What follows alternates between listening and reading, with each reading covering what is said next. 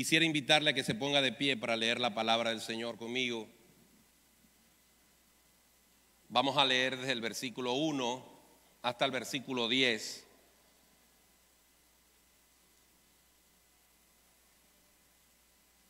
Dice la palabra de Dios en Job 2, 1 al 10. Aconteció que otro día vinieron los hijos de Dios para presentarse delante de Jehová, y Satanás vino también entre ellos presentándose delante de Jehová. Y dijo Jehová a Satanás: ¿de dónde vienes? Respondió Satanás a Jehová y dijo: de rodear la tierra y de andar por ella. Y Jehová dijo a Satanás: ¿no has considerado a mi siervo Job, que no hay otro como él en la tierra, varón perfecto y recto, temeroso de Dios y apartado del mal, y que todavía retiene su integridad, aun cuando tú me incitaste contra él para que lo arruinara sin causa? Respondiendo Satanás dijo a Jehová: piel por piel, todo lo que el hombre tiene dará por su vida. Pero extiende ahora tu mano y toca su hueso y su carne, y verás si no blasfema contra ti en tu misma presencia. Y Jehová dijo a Satanás: he aquí él está en tu mano, mas guarda su vida. Entonces salió Satanás de la presencia de Jehová e hirió a Job con una sarna maligna desde la planta del pie hasta la coronilla de la cabeza. Y tomaba Job un tiesto para rascarse con él, y estaba sentado en medio de ceniza. Entonces le dijo su mujer: aún retienes tu integridad, maldice a Dios y muérete. Y él le dijo: como suele hablar cualquiera de las mujeres fatuas, has hablado. ¿Qué? ¿Recibiremos de Dios el bien y el mal no lo recibiremos? En todo esto no pecó Job con sus labios. Oremos. Nuestro buen Dios y Padre Celestial, hemos leído tu palabra y creemos que en ella está tu voluntad para nosotros. Confiamos que lo que está escrito en este sagrado libro, tú lo has dejado llegar a nosotros para mostrarnos tu voluntad, para mostrarnos tus mandamientos, para mostrarnos lo que es beneficioso para nuestra vida. Cuando vamos a exponer tu palabra, te pido dirección para mí y también discernimiento para los que la escuchen. Te lo ruego y te lo pido en el nombre de Jesús. Amén y amén. Pueden sentarse, hermanos.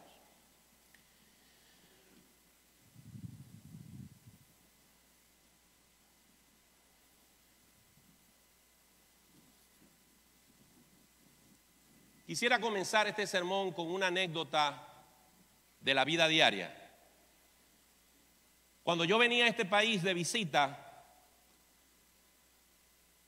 y llegaba a la casa de los venezolanos que nos hospedaban, ellos eran espléndidos en todas las cosas que nos brindaban. Pero que no se nos ocurriera a los visitantes tomar del queso venezolano que le traíamos a ellos. Al principio, tal mezquindad yo no la entendía. Y lo llegué a ver en gente muy cercana a mí. Incluso mi hermano Javier no me permitía tomar del queso venezolano. Hasta que hace 3 años y algo, cuando llegué a este país, ahora cuando a mí me traen queso, yo tampoco le dejo tomar a la persona que me lo trajo. Porque aprendí a ver el otro lado de la cara de la moneda. Ellos me decían: cuando tú vas a Venezuela, puedes comer todo el queso que quieras, pero el poquito que tú nos traes lo tenemos que rendir y rendir para que nos dure.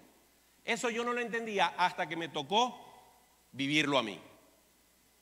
La expresión, la otra cara de la moneda, es utilizada en muchas ocasiones.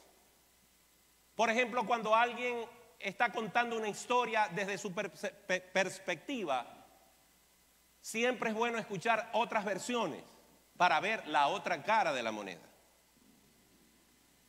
Pero en el caso de hoy, vamos a ver la otra cara de la moneda, porque vamos a hablar de alguien de quien casi no se habla cuando se habla del libro de Job, y es de su esposa.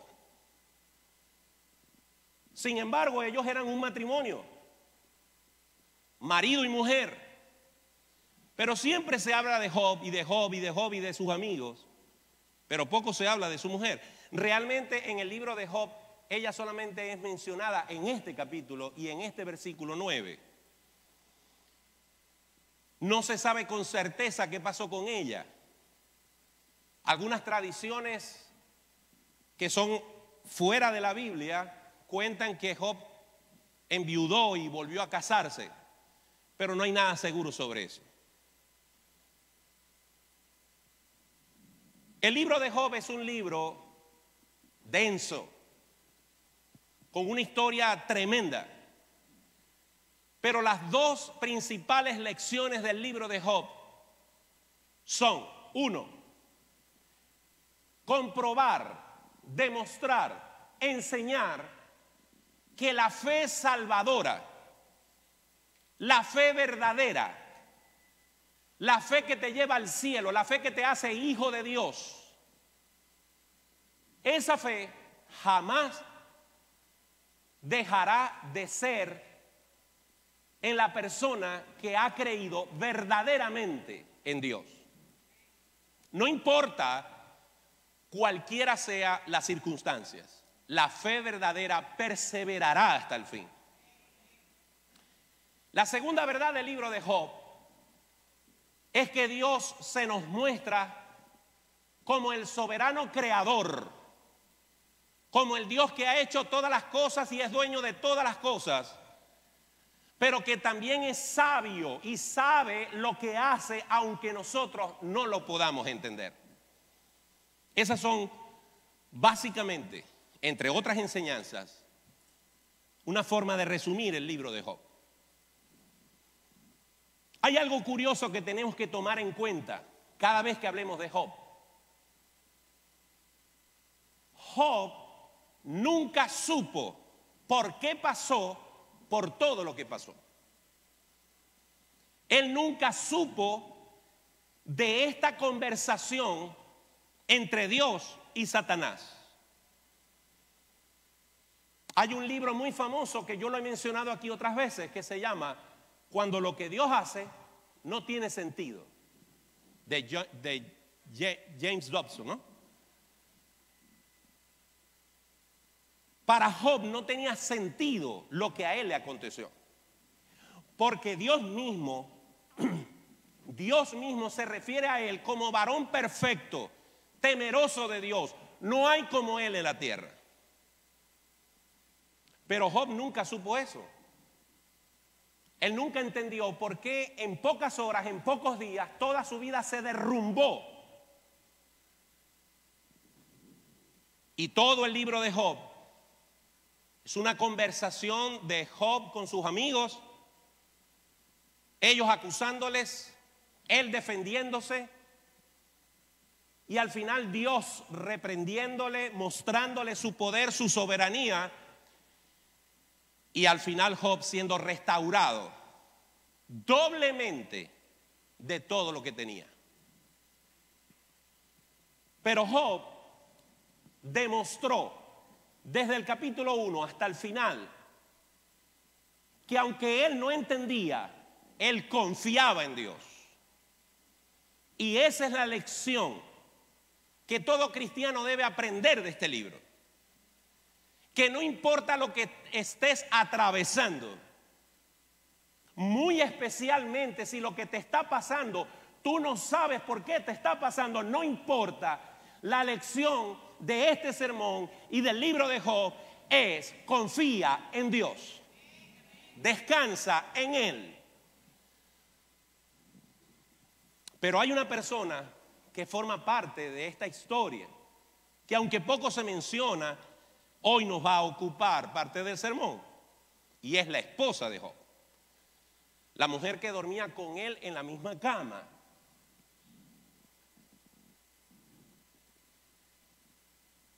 Yo me imagino que si Job era un hombre perfecto, temeroso de Dios, la esposa que él escogió debió ser una buena mujer, una mujer idónea, una mujer que estuviese a la altura de su madurez espiritual. Quizás no al mismo nivel, pero era una mujer, quizás como la de Proverbios, capítulo 31. Una mujer virtuosa.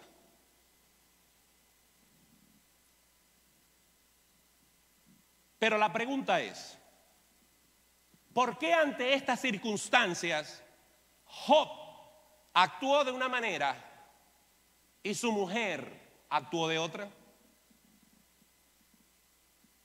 ¿A quién nos parecemos nosotros como individuos más? ¿A Job o a su mujer? ¿Pudiera ser?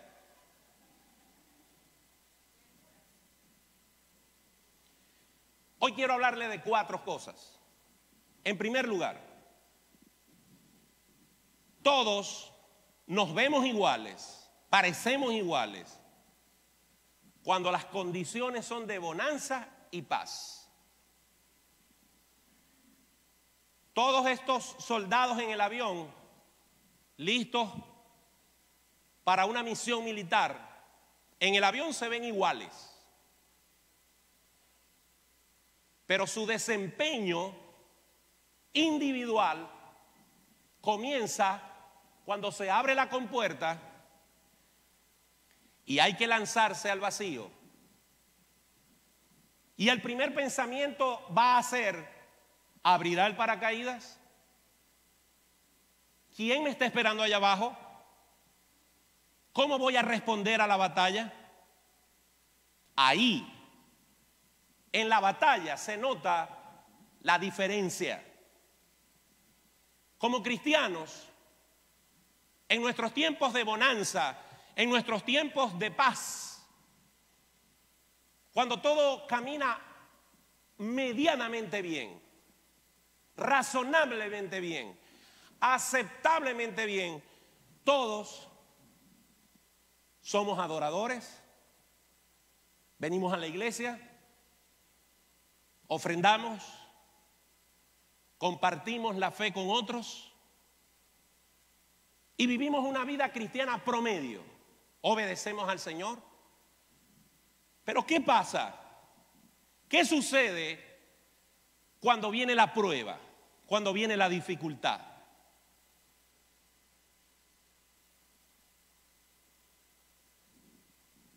En el tiempo de bonanza que Job tuvo, cuando era rico, cuando tenía bueyes, camellos, ovejas, siervos, sus hijos vivos,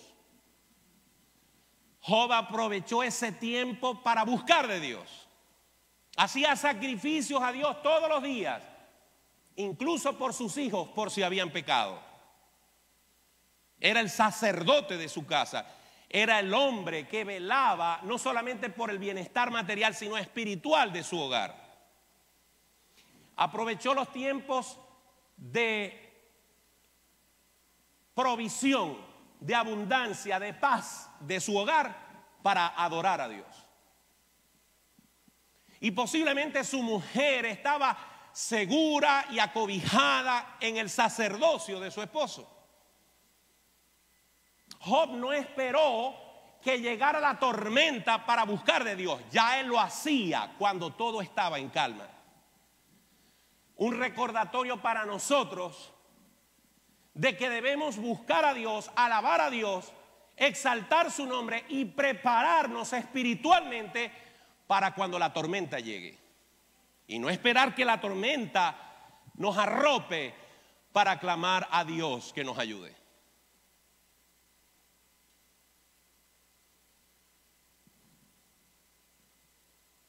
De verdad hay que reconocer que Job estaba por encima del promedio. No creo que de todos nosotros Dios pueda decirle a Satanás: ¿has visto a mi siervo Martín, varón perfecto? No hay como él en la tierra. No creo que Dios pueda decir eso de mí. No sé si lo podrá decir de usted. Pero al menos aspiro ser como la mujer de Job, que estaba allí al lado de su esposo apoyándole. Yo creo que la mujer de Job tenía cierta estatura espiritual. Y como decía nuestra hermana Yasmina, es la que más se parece a nosotros.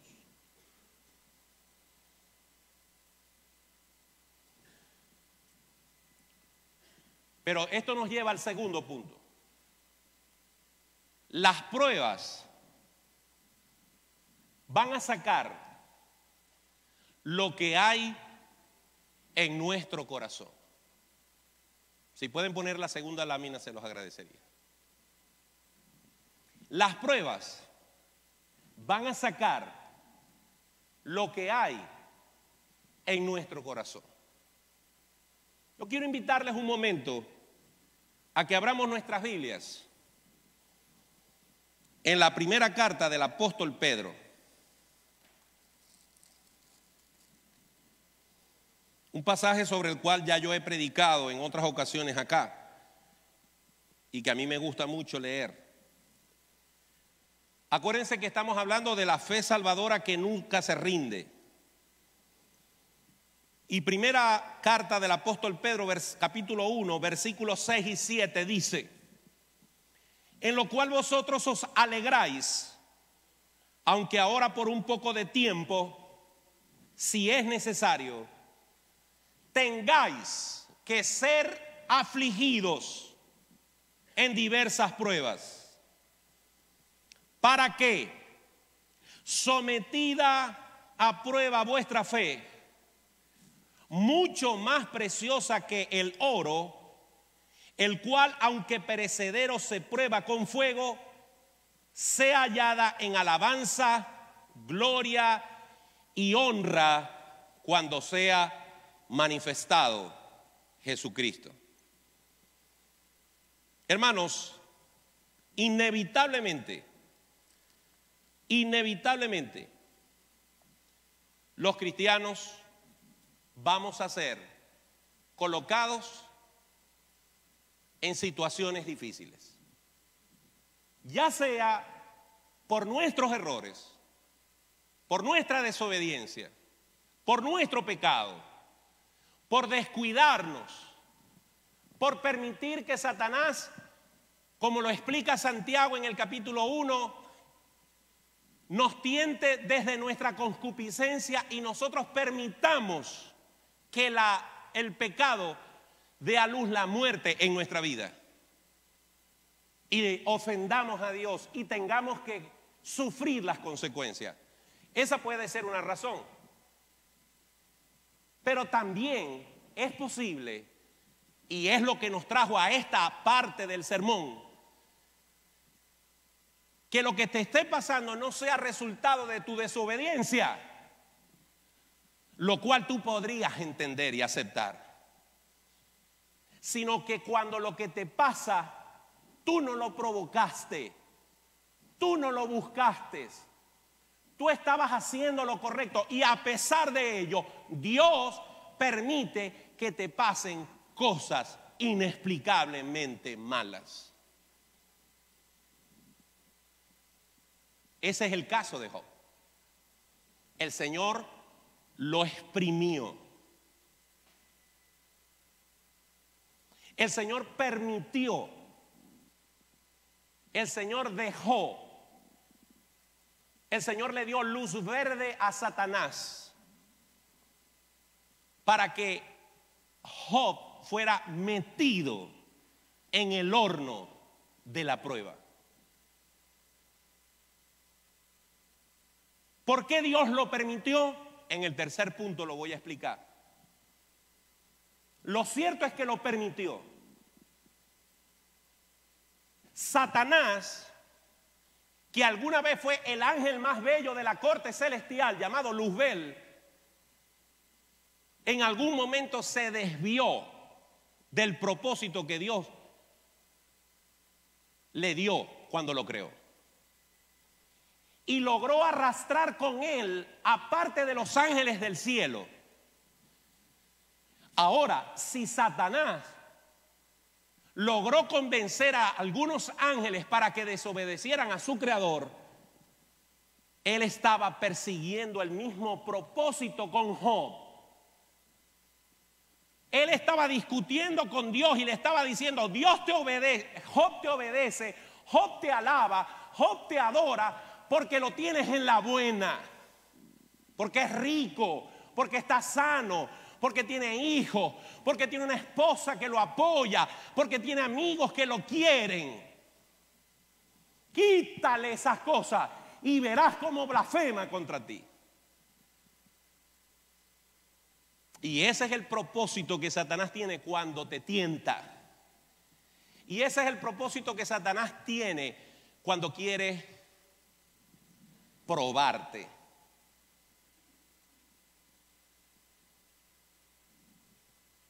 Hacer que tú claudiques, hacer que tú te rindas y aún más, hacer que te enemistes con Dios y estés dispuesto incluso a blasfemar su nombre.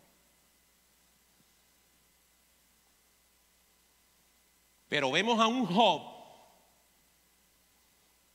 que en el capítulo 1 lo perdió todo.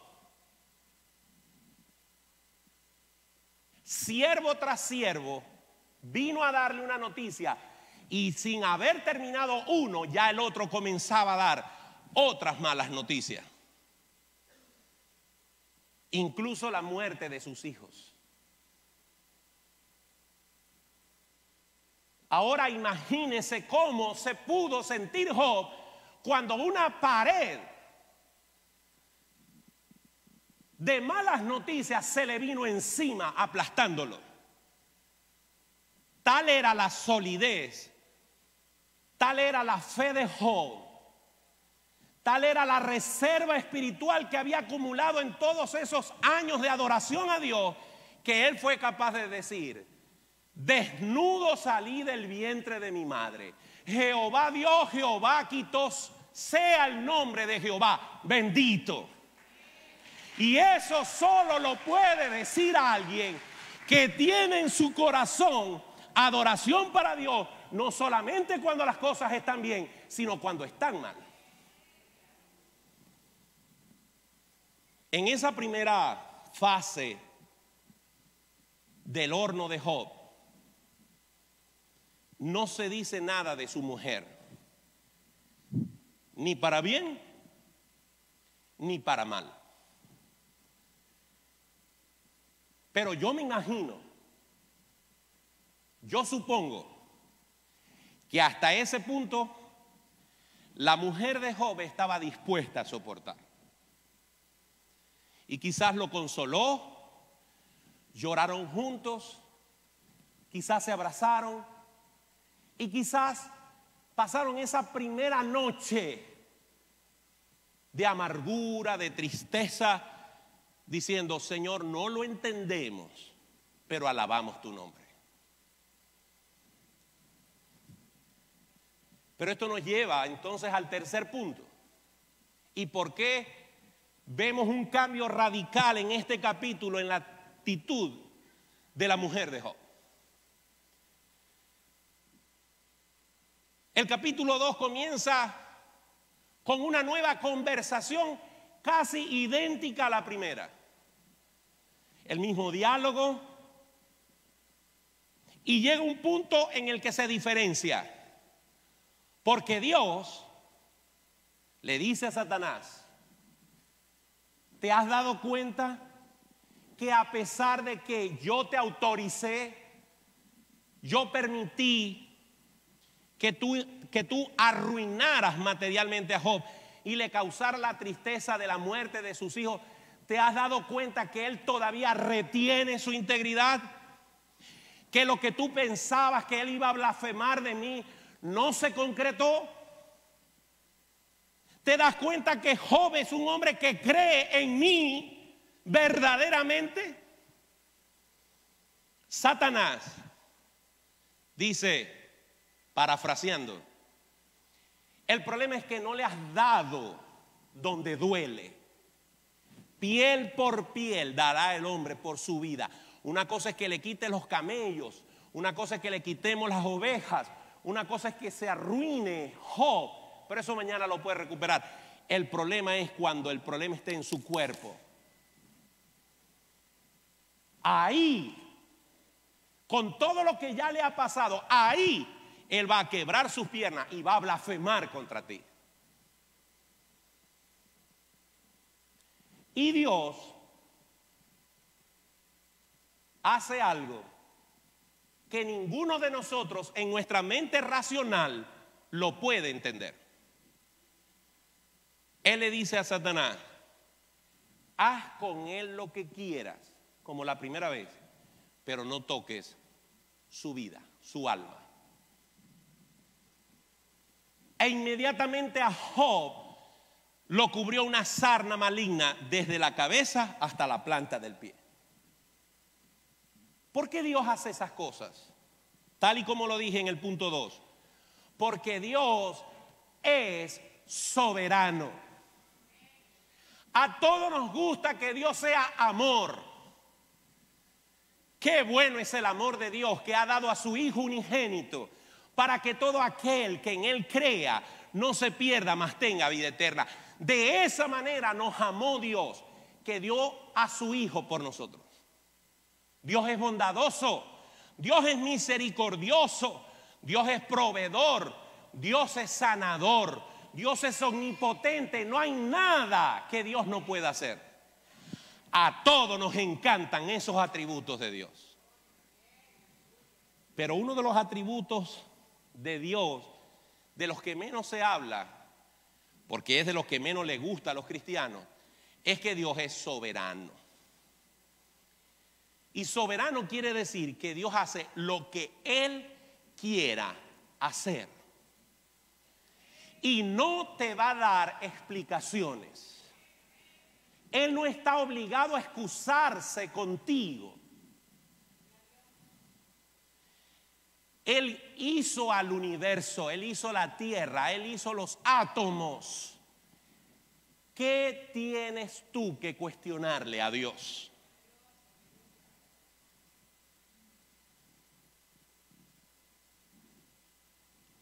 Aquí, en este punto de la historia, es donde se ven las dos caras de la moneda.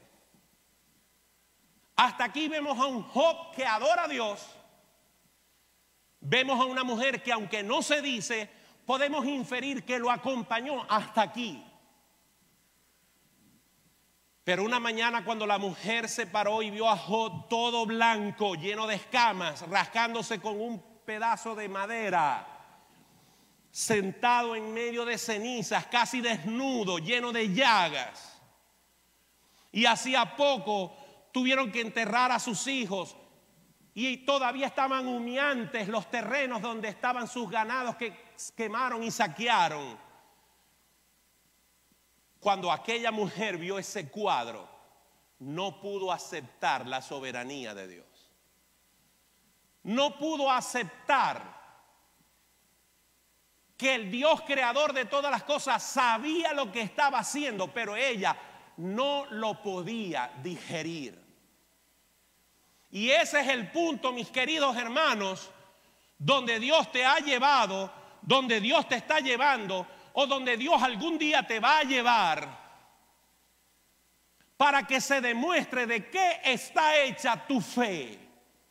Si tu fe es una fe salvadora, de la que persevera hasta el final, o es una fe temporal, una fe religiosa, una fe que está condicionada a que Dios te colme de favores.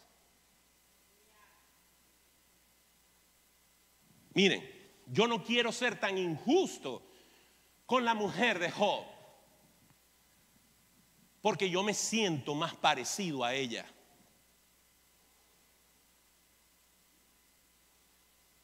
Yo estoy claro que las condiciones a las que fue sometida esa familia son unas condiciones tan trágicas que ni en nuestras peores pesadillas podemos pensar que nos pasen tantas cosas malas juntas al mismo tiempo.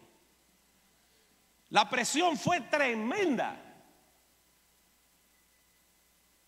Pero si Job aguantó y ella no, si los dos eran seres humanos y uno aguantó y ella se quebró, el problema estaba en ella y no en Dios. Por eso el versículo 9 y el versículo 10 son la base de este sermón. Cuando su mujer lo vio así, versículo 9, dijo: ¿aún retienes tu integridad? Pero observe lo que dice el versículo 3. Dios le dice a Satanás que a pesar de todo lo que Job ha vivido, aún retiene su integridad. Y la mujer usa la misma palabra: ¿aún retienes tu integridad?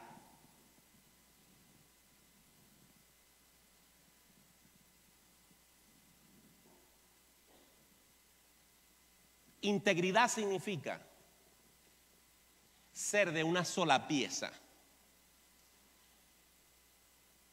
ser el mismo cuando todos me ven y cuando nadie me ve. Ser recto, vaya a recibir una premiación por ser recto, o aunque nadie me dé ni siquiera un elogio, ni me reconozca mi rectitud.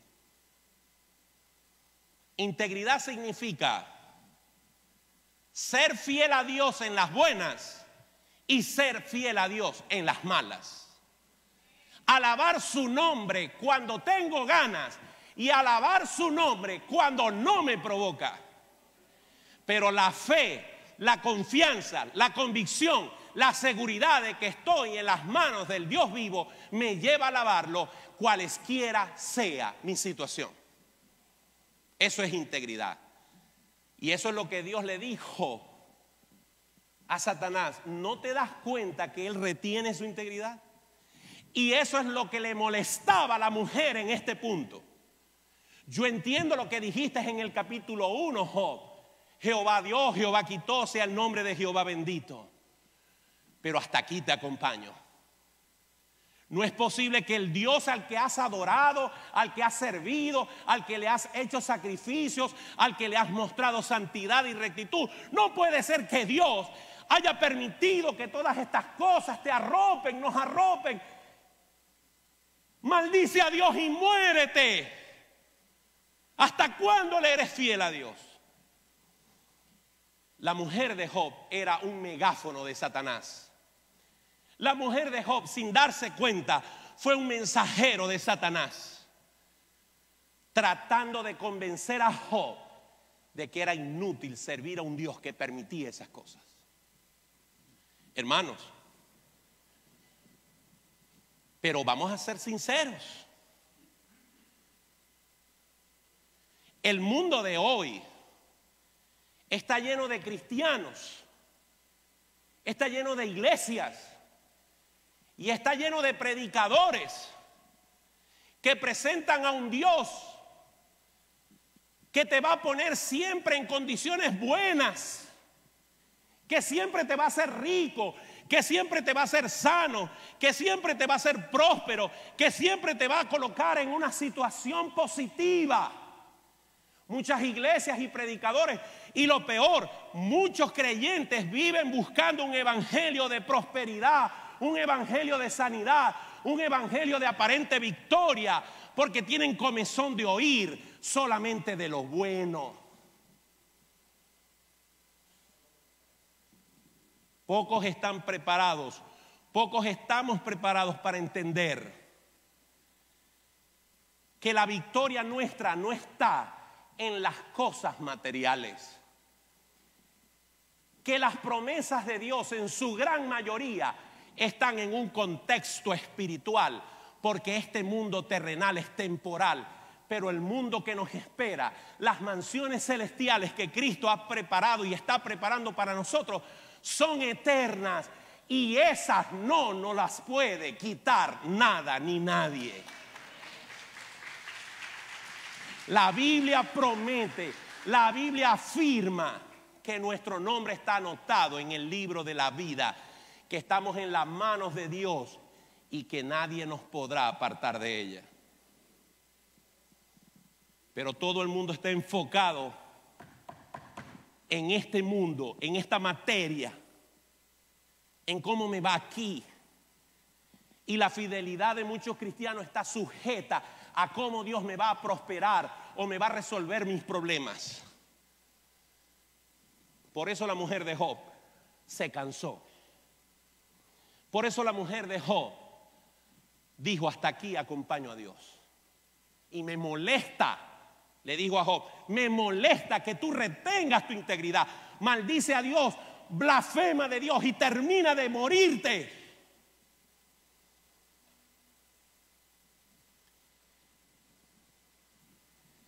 Pero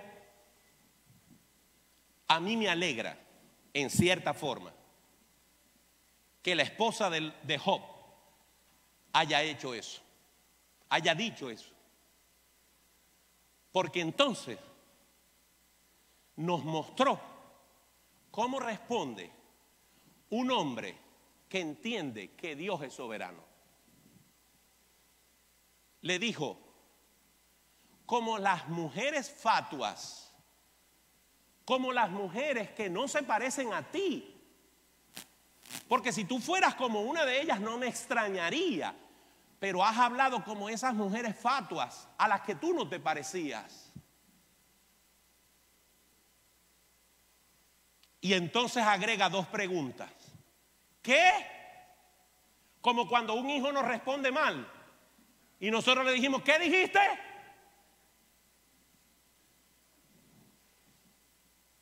Job le dice: ¿qué? Que maldiga a Dios y me muera.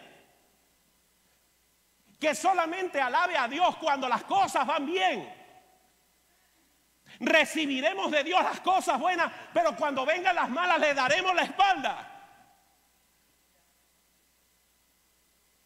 Solamente alguien que entiende que Dios es soberano y nos puede bendecir con grandes bendiciones materiales, terrenales, nos puede prosperar, nos puede sanar, nos puede llevar a situaciones maravillosas donde somos felices, reímos, nos gozamos.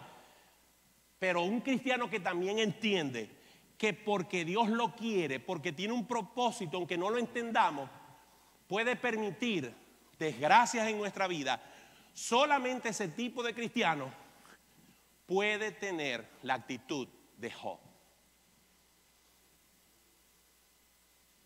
Solamente él puede glorificar su nombre.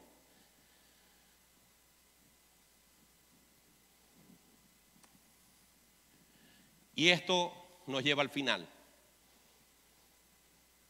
de este sermón. Y nos lleva a una pregunta. Nos lleva a un autoexamen. Cuando yo preparaba este sermón, lo hacía con temor y temblor.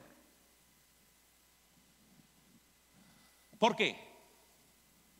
Porque yo tengo muchas cosas de qué preocuparme. De mi salud, de mi estado migratorio, de mi situación económica, de mis hijos, de una nieta que viene por ahí en camino. Hay muchas cosas. Hay muchos flancos, como dicen los militares, por donde puede venir la batalla. A Job le vinieron por todos los flancos. A Job lo ametrallaron con todo lo que había. Y yo de pensar que solamente en un solo flanco Dios puede permitir que algo malo acontezca porque Él es soberano, solamente de pensar en eso se me pone la piel de gallina. Y le digo, preparando el mensaje, ahora y después de este mensaje, Señor, que yo no sea como la mujer de Job.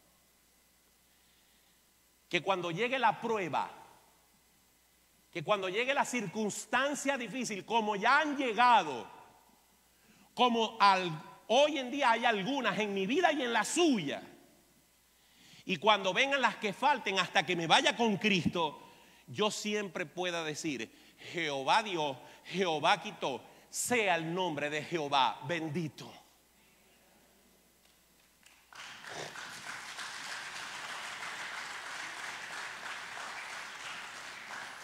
Por eso, hermano, te recuerdo que en la Biblia hay muchas situaciones parecidas a esta. Un Abel que adoraba a Dios con lo mejor y un hermano Caín que le daba a Dios las obras. Un Saúl que fue rey de Israel y cuando cayó en pecado y Dios lo confrontó, él quiso arreglar las cosas por su cuenta. Un David que también fue rey de Israel, que cayó incluso moralmente peor que Saúl, pero que cuando fue confrontado con el pecado se humilló y pidió perdón. Un Judas que anduvo con Cristo 3 años para arriba y para abajo, predicando y ministrando y sirviendo con el mismo poder de los otros 11 discípulos, pero que al final se demostró que era hijo de perdición y vendió a Jesús por 30 monedas de plata. Cuando se dio cuenta de lo que había hecho, su conciencia no lo dejó en paz, fue y se ahorcó. Pedro, el que dijo: tú eres el Cristo, el Hijo del Dios viviente, ¿a quién iremos si tú tienes palabras de vida eterna? Señor, si todos te dejaren, yo estaré contigo. Después negó al Señor 3 veces. La diferencia fue que Pedro lloró amargamente y buscó el perdón del Señor. Hermano, yo quiero decirte que ante las pruebas y las circunstancias de la vida, te hayas buscado tú los problemas por tu pecado o simplemente Dios inexplicablemente los trajo a tu vida, tu fe va a ser sacudida para saber si tu fe es verdadera o no. Pero yo quiero decirte, y con esto termino,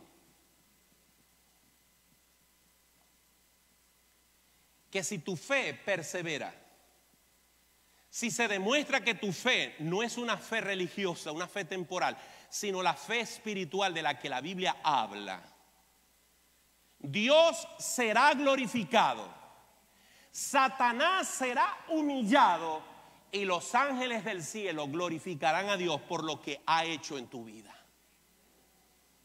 Y a los amigos que están aquí, que todavía no han conocido de Cristo, a los que me ven por los medios de comunicación, yo les digo que al final de este mundo hay 2 caras de la moneda: la salvación eterna con Cristo Jesús o la condenación eterna en el infierno. Y la Biblia habla claramente que el camino que nos lleva a la salvación es el camino estrecho, y el camino espacioso y ancho es el que nos lleva a la perdición por los siglos de los siglos. La Biblia nos plantea con claridad absoluta que si tú te arrepientes de tus pecados y reconoces que Jesucristo vino como propiciación, como ofrecimiento para que tú puedas tener vida eterna y lo recibes en tu corazón, eres nueva criatura. Pero también el mismo pasaje de Juan 3 dice: pero el que no cree desde ya es condenado porque no ha creído en el Hijo de Dios. La invitación hoy es a que recibas, a que aceptes el mensaje de salvación que Cristo te ofrece. Pongámonos de pie.